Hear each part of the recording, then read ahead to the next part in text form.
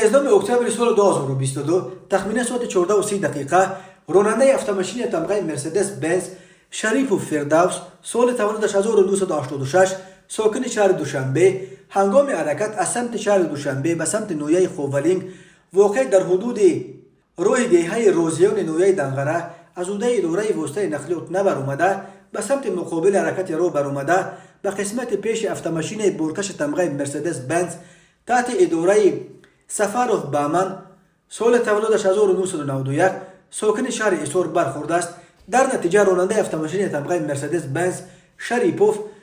و مسافرش دولتوف سیمومین سال تولدش 1975 ساکن نویه خوولینگ جراحت‌های گوناگون جسمانی برداشته در جای حادثه به هلاکت رسیدند. 12 اکتبر سال 2022 تخمین ساعت 20:00 راننده автомاشین تمغه اوپل ویکترا هاشموف حمزه سال تولدش 1979 ساکن شهر وحدت هنگام حرکت از سمت شهر وحدت به سمت شهر دوشنبه در حدود دهه پشتمزار شهر وحدت از اوده اداره واسطه نقلیات نبر اومده پیادهگرد نابالغ حلیموف یوسف جان سال تولدش 2013 ساکن شهر مذکور را پخش نموده است که نابالغ حلیموف به خطار سیم راه افتیده به автомاشین تمغه تویوتا تحت اداره بازار و باباجان سال تولدش 1980 ساکن شهر کولوب برمیخورد. در نتیجه نابالغ حلیموف جراحت وزن جسمانی برداشته در جای حادثه به هلاکت رسیده است. 12 اکتبر سال 2022 تخمین ساعت 19:50 راننده автомاشین تمغه اوپل استرا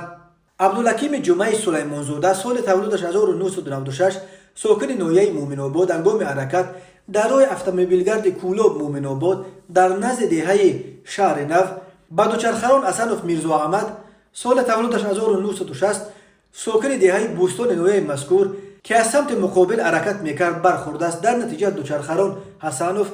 جراحت‌های گوناگون جسمانی برداشته در بیمارخانه بستری گردیده تخمین ساعت 01:00 در بیمارخانه به هلاکت رسیده است. از روی این حادثه تحقیقات ادامه دارد.